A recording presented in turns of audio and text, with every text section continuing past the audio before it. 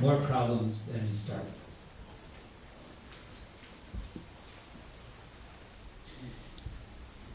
Okay, now I want to give you some idea of what practice is. It basically involves four phases.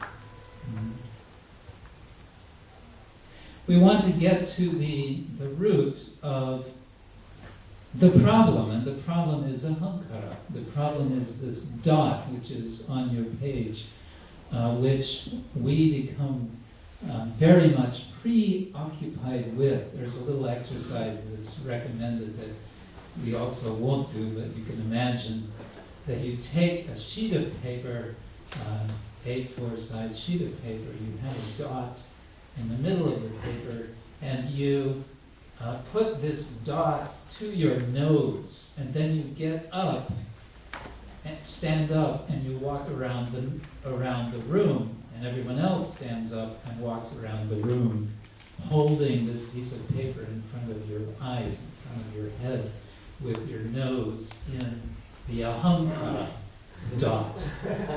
The point being that we tend to identify with this field of wants in such a way that we cannot see where we're going. We cannot see before our eyes. We cannot identify with all of that which is outside of this ahamkara. And therefore, our potential, the human potential is very big today. Our potential to serve Krishna becomes thwarted. It becomes reduced. You know the word thwarted? Those of you who are not English native speakers. It becomes sort of choked. Sort of like, So our power to serve Krishna becomes choked. Why? Because we're too much tied up in ahamkara. What to do about it? Step number one is noticing. It's a matter of becoming aware of a particular emotion, or it might be a group of emotions that may be coming to our awareness.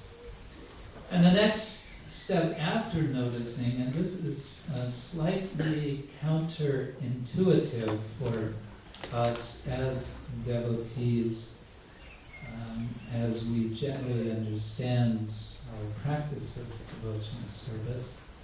The next step is to mentally welcome that emotion or group of emotions or vague feeling, whatever it might be.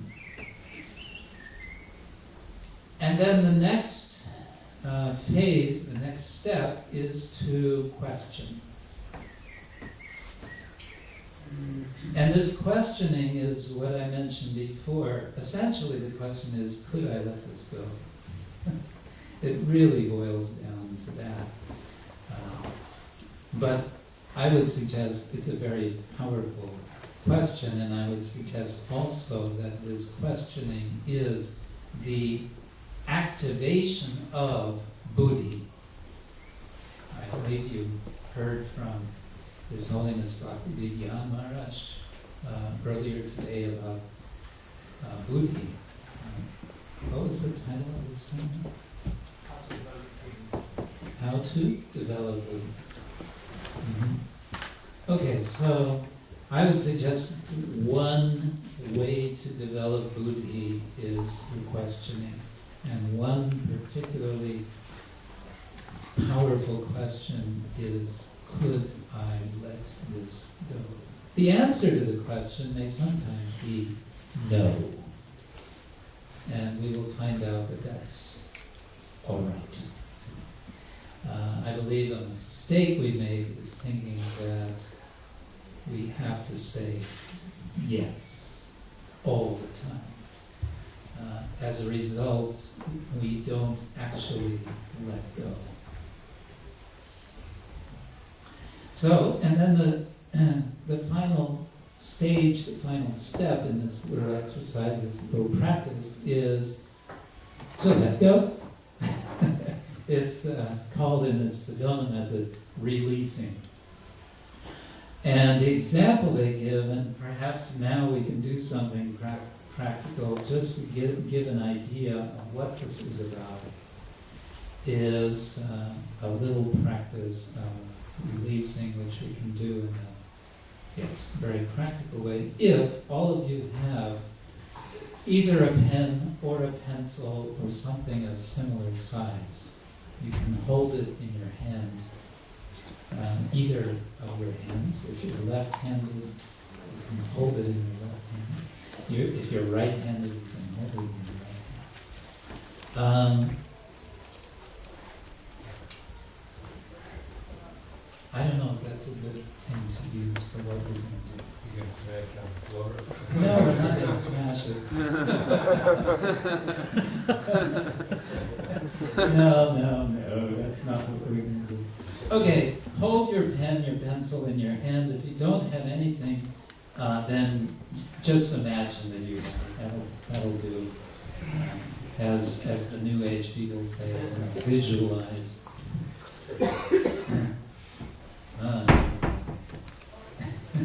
Okay, now hold it a little tighter. Not too tight. Hold it in your hand, and just for the moment, be aware of how that feels in your hand right now. Now hold it a little tighter, and see how that feels. And now hold it just a little tighter.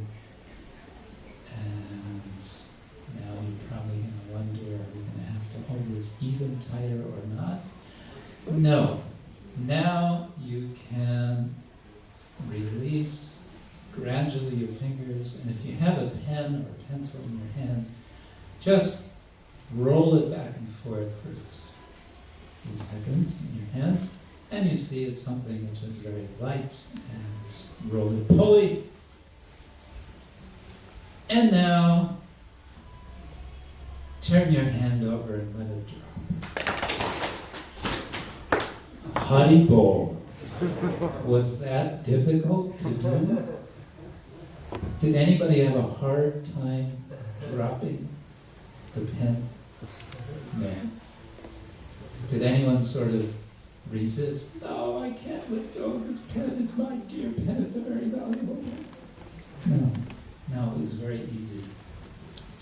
As easy as it is to let go of this pen, it can be to let go of an emotion, a feeling, or a set of emotions that may be are generally in relation to other persons, which may be preoccupying you, sometimes over a period of many years. It can be possible to just let it go. So that's basic. That's it in a nutshell. That's really what we're going to be doing. I think at this point I want to. At this point I want to stop after almost 6 o'clock, and just see if you have any questions. And then on Monday, or maybe not Monday, we'll try to go into more practice on this. Yes. It's artificially letting go of emotions is that wrong thing? Yeah.